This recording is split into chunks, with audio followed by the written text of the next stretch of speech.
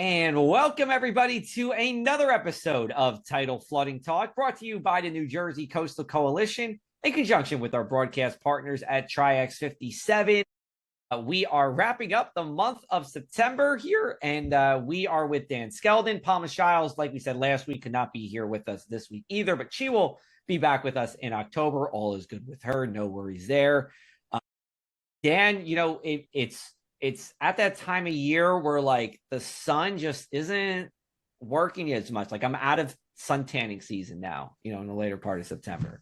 I fade to white. I fade back to pale. Yeah, I think colors are fading across the area. I mean, at least the foliage is going to make up for it soon, right? That'll explode in color to kind of make up for the pale white that will be growing on everyone else.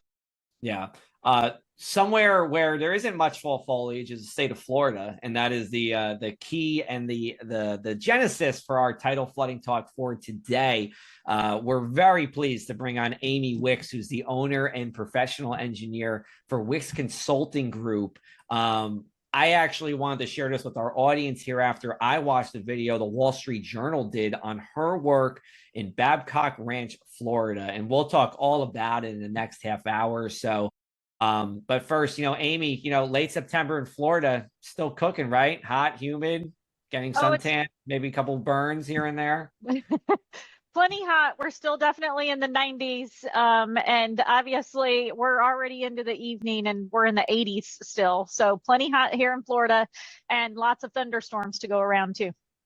I could use, I think I could, I never lived in Florida. I've been to Florida, of course. I think I could do a summer there, I think. But a lot of people, from Jersey, they go down and they're like, nah, summer's just too darn hot. But I don't know. We'll see. Maybe one. I don't recommend it. Don't Maybe recommend March. it. Okay. Yeah, that's a better time of year. Okay. So, the purpose of this episode and what we want to talk about is you really were the main person to help make this community, Babcock Ranch. I don't know if we want to call it flood proof or hurricane proof, but since 2017, Irma, Ian, Milton, and Helene came through it, virtually no flooding. And that's just tremendous to think about for somewhere in Florida. So let's just start off real basic here. Where is Babcock Ranch in Florida, and how close is it to bodies of water or estuaries that would normally bring flooding?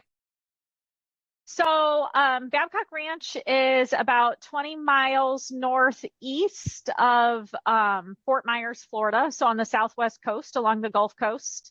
And we're about 15 miles inland from the coast. So you can get to a beach if you go as the crow flies in about a 30-minute drive, I would say, generally speaking, depending on traffic. Got it. So, Amy, Babcock Ranch was promoted as the first solar-powered city in the United States. Does the power source and does that promotion does that tie into how much is that a factor in the hurricane-proof nature or the flood-proof nature of the town? I mean, a portion of it really does. So we utilize the solar fields actually for additional storage. So as you would normally go driving around and see a solar field just out anywhere in the United States, you usually see the panels are pretty low. It's dry underneath. A lot of times you'll have sheep that help mow all of the grass underneath. And out here, especially during the summers, those fields actually store additional water. All of those panels are raised a lot higher. So it helps us mitigate that flow of water. So we're not getting too much water into the community. So in that sense, it helps. And then overall, the power grid, the way we set up the power grid at Babcock Ranch, everything is underground. So it's a lot safer. We have our own individual duct banks, and the way we designed everything to be double looped. So if one substation goes down, we still have power coming from another direction. The switch just clicks over the other way. So the way the substation was set up to go with the solar power is critical to making sure that our lights stay on, especially during Ian, when the majority of our entire 3-county area all lost power. So, before we get into that, how you did all this and your work, I want to talk about the dollar amounts, because money's always at top of people's minds. Can you put a dollar amount onto how much it costs to make Babcock Ranch flood proof? And then explain how much savings the town has seen just from, maybe what would have happened if it wasn't flood proof for the past 4 hurricanes that came through. And then kind of like a side question to that is Babcock Ranch in a flood zone because of the work you've done? Like, are you out of the flood zone? Were you ever in the flood zone? How does that work? I might have you remind me of some of the questions. Okay. The money part. So how much did it cost? What is there a number you could put to do all of this proofing? There honestly, there isn't. And I've worked with other communities to try to implement some of these things. And really what we try to do, because I think one of the key words is resiliency. So we want to be resilient. And so we try to pair a lot of what we do directly into things that are already going to be done. So if we know we're building a park at Babcock Ranch, we want to utilize that park to do things that will then make the entire community safer. But we're already building a park, so there's already a cost associated with that. In some situations, we do make sure that like our roads are a little bit higher and things like that. And we've honestly never gone back and attributed a value to that. I know in speaking directly with the developer, he has said outright, especially after Hurricane Ian, when we had a lot of people living here at the time, that the money spent was well worth it and far outweighed after we had no damage. Anything that he could have saved up front. So got it. And then as far as the flood zone goes, how does that work with the town? So when the property was purchased, it was in a deflood zone, which means it wasn't mapped, but they assumed it was going to flood based on the characteristics of the soil and things like that. So the whole thing needed mapped. So really what we did is we went back and we studied aerials of what had happened prior to any farm fields being out here, anything being ditched, anything at all, and really started to look at where the water flowed. And we captured those and preserved all of those areas where it looked like those waters did flow when you would get heavy rainfall events, even if it was connected wetlands that would overflow into one another. Preserved those areas and then raised the uplands even further. And then we went and mapped it after we went ahead and said, this is what we're going to do to the land afterwards. So all of the floodplain is independent of anywhere that we've constructed on at this point. Got it. So we've isolated it to those areas where we saw that the flow naturally went. Right. So Amy, what are like the main ingredients? Like, what are the key ingredients or key factors you want a hurricane-proof or flood-proof a town? Like what are like the 4 or 5 keys to the success of Babcock Ranch being as immune as it has been so far? One of it is the location of it, and that's not everybody's opportunity. We're working on a different project right now that is very coastal, and so we don't have the ability to be like, well, if you could be 20 miles inland, that would be so much better. So you don't always have that opportunity, but that is one of the keys of Babcock. The secondary keys are really, you have to understand, especially with the ways that hurricanes have been evolving. It's not just storm surge. They're sitting in place for a long time. We're getting a lot of rain, and that also affects when you're further inland. So being able to kind of consider all of those things. Once the water gets in, how do we get the water back out? How do we get it back out quickly? How do we develop different places to store that water? And those are really the keys. And working with nature as we did, like I said, going back to those aerials, we looked at the aerials where the water wanted to go. We didn't want to interrupt anywhere that the water thought it was going to go anyway, because history has just kind of shown us that if we're going to put something in the way that water used to go, it's probably going to fight back sooner or later, and just go straight through where it wanted to anyway. So we tried to make sure to preserve that, and that's really been a key. Great conversation so far with you, Amy. We're going to take a brief break. We'll come right back with Tidal Flooding. Thanks to the New Jersey Coastal Coalition, your flood insurance bills are lower and your streets safer from the reality of flooding. Since beginning in 2013, we build more resilient shoreline communities. Our member towns develop and share in best practices that anticipate future concerns and create flooding solutions. From our town-specific free web app for flooding information to our weekly Tidal Flooding Talk show, we focus on flooding 24/7. Visit www.njcoastalcoalition.com for more.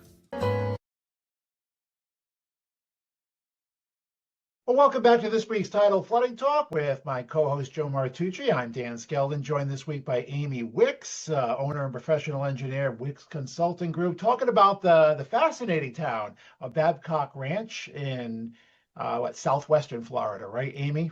Yes, Uh, that's correct. want to discuss a little bit about what's the process then, whether it be a storm surge or a massive rainfall from a tropical system that stalls out, water is coming upon Babcock Ranch.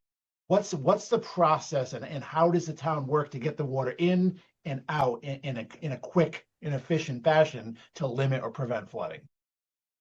So that's the interesting part of it, is we don't actually try to get the water out quick.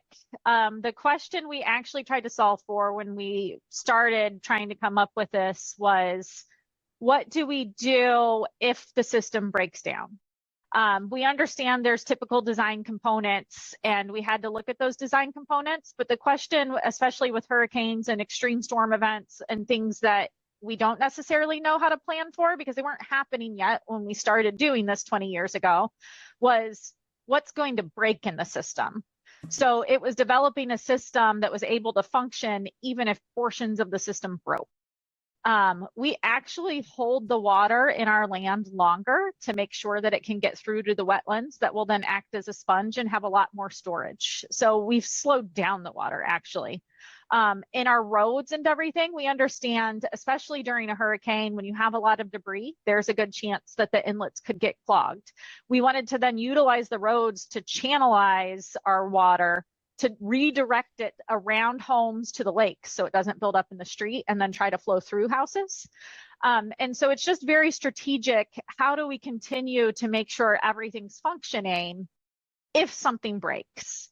And if something breaks also includes, if we get more rainfall than we anticipated, where does all of it go? So coming up with places that we can store that water if we get too much rain and things like that. So let's say, I'm driving through Babcock Ranch, right? Is there anything I'm going to notice that's different than, driving around my neighborhood here in New Jersey, whether it's the construction of the roads or the way the houses look, or does it just kind of look like a regular place? Probably not. I mean, it looks a little bit different than some of the other developments around Southwest Florida, just because we have a lot more native plantings, because we do require native plantings because they don't cause as much debris in a hurricane. They're used to living here. But other than that, you're not really going to see a lot. Now, if I point out things, you'll notice the differences. But if you were driving around on your own, no, you probably wouldn't notice anything. Do you have like a side business where you go around and show people the differences? Like you drive around a little golf cart or something? I should. Maybe I can monetize that. It might be able to. Amy, have the successes of Babcock Ranch, I mean, tested multiple times by powerful hurricanes that left an indelible mark on other parts of Florida, has word spread throughout the state? Do other communities, you kind of want to take the tricks and the tactics that you guys have learned and implement them if possible? On a municipal level, we have been getting a lot of municipalities reach out. We've been assisting municipalities trying to come up with code revisions that they could do, or incentive structures on how they can incentivize developers to develop more resilient. Developers, not as much, not as interested. There's still a bit of a mentality of, well, I'm only going to stick around for 2 years until I sell out all of the homes and be out. So it doesn't matter to me. So it's been a little bit of a push and pull, especially in this area. But I have been starting to see more planning boards and stuff like that fight back a little bit and be like, no, you got to do something a little bit better. We're not going to continue to develop this way. Got it.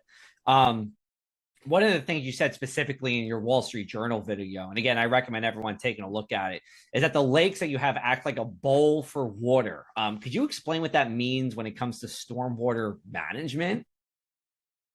Yeah, so essentially every section of Babcock, we do, it just acts like a bowl. Everything drains into the bowl, and then that's where it all leaves the site at the low point. So you have everything as you're staged up the edge. If you could just think of a bowl and put a house higher up and higher up and higher up, and you start with a little bit of water, and if you started pouring water into the bowl just on the edge, it's just going to run down right into the bowl. That's the way that it works at Babcock Ranch and much of Florida. What we've done that's a little bit different at Babcock Ranch is we've taken every individual bowl and connected it not just to one other bowl, but several other bowls, just in case one of those pipes, just like kind of with straws, in case pipes or something will break down, get clogged, just to make sure the water still has a way to go to get out in a storm event. So if you look underground, if you look at an underground cross section of Babcock Ranch, there's a lot going on, right? I mean, you have those pipes you just said, you have the utility lines underneath there. So a lot of, would you say that building underground is the key to success for this? That's definitely part of it. Yes. It's an important component. Like I said earlier too, though, we also use the roads to convey water in case all of that gets backed up, because we can't. So it's coming up with the redundant systems. What if one thing fails? What can I make work then? And making sure we have those redundant systems in place so the system can continue to function with whatever we're not anticipating that might happen. I'm just curious, Amy, how big, like a square area is Babcock Ranch? 18,000 acres. Okay. Okay, and obviously So elevation helps, right? So I mean, obviously, the farther inland you are, the farther up in elevation you are, that's definitely going to help versus any hurricane, any flooding event. I mean, but is a coastal area, void of taking what you've done in Babcock Ranch and kind of copying that and recreating that along the coast, maybe modified, but does it have to be a certain elevation to work, or can you do this along the coast? You can do it along the coast. The hardest thing on the coast is, so we don't have to deal with storm surge. It's very unlikely that the storm surge is going to get to us. We do, however, need to deal with all of the same rain problems and everything else. And so if you discount storm surge for a coastal community specifically and focus more on, except for the fact of getting the water out, which we can talk about that as it relates to New Jersey a little bit more even. But if you focus on getting the water out once the water sits there and how to recover, all of the things that we're doing really can be used in coastal communities as well. All right, we're going to take one more break. We'll come back on the other side here of Tidal Flooding Talk. We'll talk more about building coastal, or I should say flood-resistant towns here across the country. Hidden in an abandoned campground in South Jersey lies a mystical encounter with booze and spirits, where bonfires burn, shadows dance, and flavor favors the bold. Ghosts, ghouls, goblins, grown-ups, it's time to reclaim Halloween. This is Witchcraft, October 10th and 11th. Information, visit witchcraftnj.com. Hi, I'm Bruce Pascoe. I'm very fortunate. Years ago, I found something that I genuinely like to do, and it's something that helps other people. What I do is help people transition from traditional health insurance into Medicare. I've been doing it here in Atlantic County for more than 20 years. If you're getting ready for Medicare, call me for a free consultation. 609-484-9800.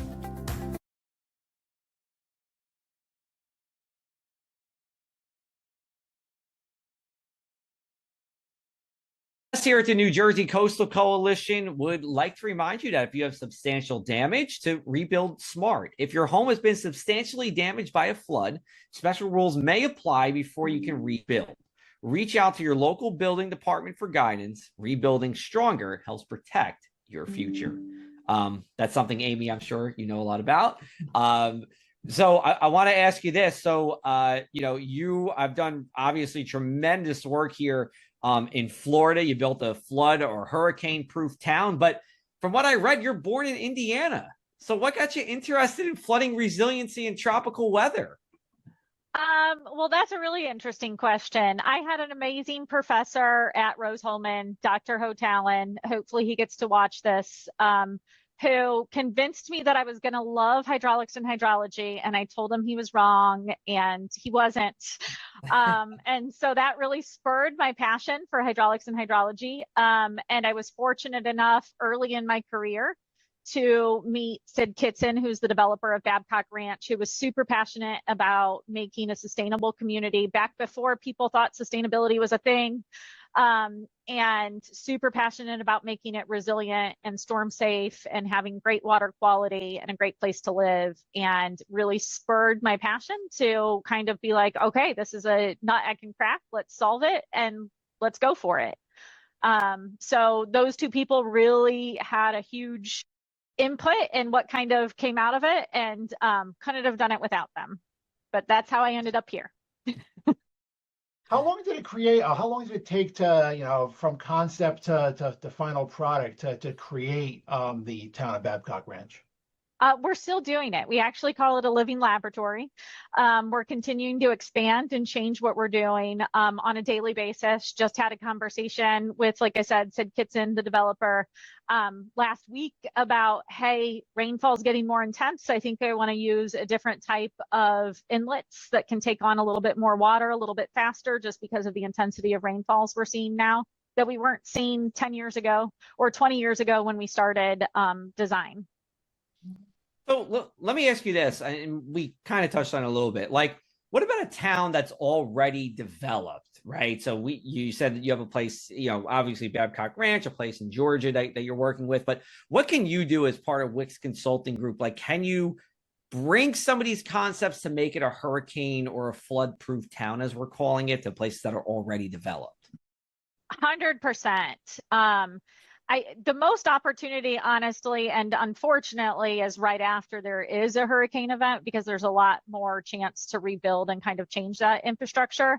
However, there's opportunity all the time. Like I mentioned earlier, if you're going to redo a park, add a park. Let's figure out how to go ahead and incorporate some of the features that can be regional features that will help protect at least that area, depending on how big the park is, for example. As you're repaving roadways, there's opportunities to look at how can I repave this in a resilient design to direct water where I want it to go, or create additional storage in other places. So I really work a lot with municipalities to be like, what do you have coming up? And let's figure out how you can all start talking together, and we can help use these projects that you're already going to do to make your town more resilient. Joe, it kind of sounds like, you know, kind of one of the founding principles of the Coastal Coalition, right? Where towns work together, you know, and kind of share ideas that work and make them more resilient. So kind of a interconnectivity here. Yeah, we might have to have Amy as a speaker at one of our monthly meetings. Absolutely. I didn't even tell her that. That was just off the top of my head. You can say no, it's okay. But you know, I think the insights you have would be super valuable. You know, Amy, so you know, let's talk about New Jersey a little bit. And you know, I don't know your familiarity with New Jersey on a professional level, but in terms of, you know, what we have or maybe still need to do here at the shore to protect us and to be more hurricane or flood resilient, is there anything, you know, whether it's positive or, you know, negative, that comes to mind when it comes to New Jersey? I prepared just a little bit, assuming that you were going to ask something. So, yes, I think one of the positive things is, well, that you get less intense hurricanes, but I'm not saying prepare for less intense hurricanes, because with what's been going on lately, who knows? Yeah. But because your shelf is a lot deeper than we have, especially in the Gulf, which is very shallow. All of our water is very shallow in the Gulf, especially just offshore. We have much higher storm surges than you. So your storm surges are much lower. In addition to that, we're much flatter.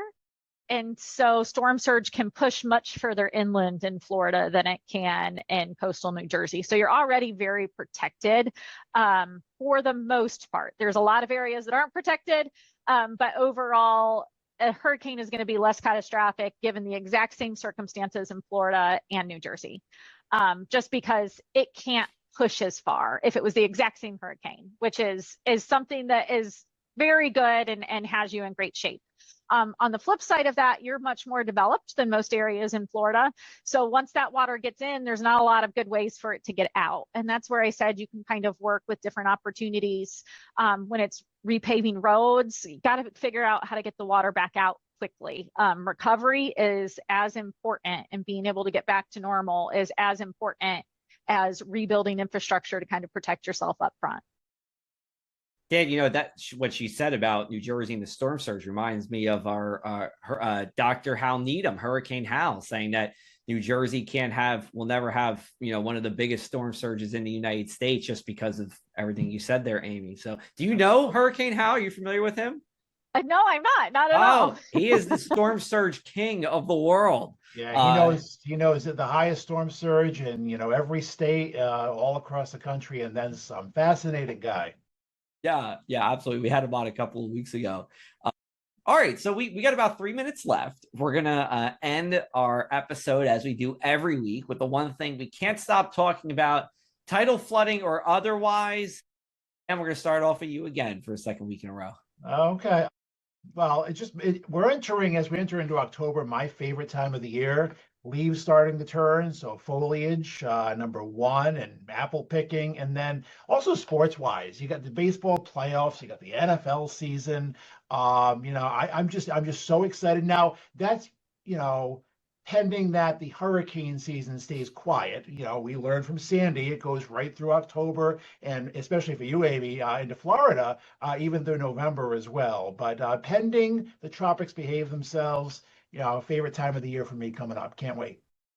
You said sports there, Dan. That's going to go into my one thing I'm thinking about as the baseball season closes and my Baltimore Orioles dramatically underperformed this season. I thought there were big things happening. Everybody got a year older, closer to their prime. Gunnar Henderson, Adley Rutschman, Colton Cowser. The list goes on, but I didn't mention any pitchers because Baltimore has no real ace starting pitchers, unfortunately. Something to work out in the offseason. Well, I thought they were last season, and it didn't really work out. So that's what I got. Amy, floor is yours. We got a wide array of things we already discussed. So, since you went sports, and I had to bite my tongue to start with, but go Noles. Oh, no.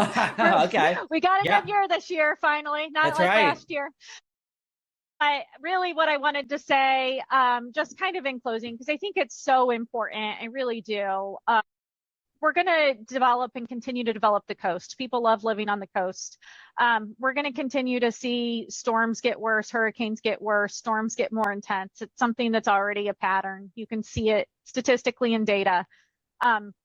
So I do want to just emphasize, I think it's very important to make sure we're taking the time to be resilient, focus on resiliency, build back better when we need to build back. But also make sure that we're taking opportunities where opportunities lie to build resiliently and do it the right way. Excellent things there, Amy, and thank you so much for coming on. Before we close, do you want to let people know where they can find out more about you and your work? Sure, that would be great.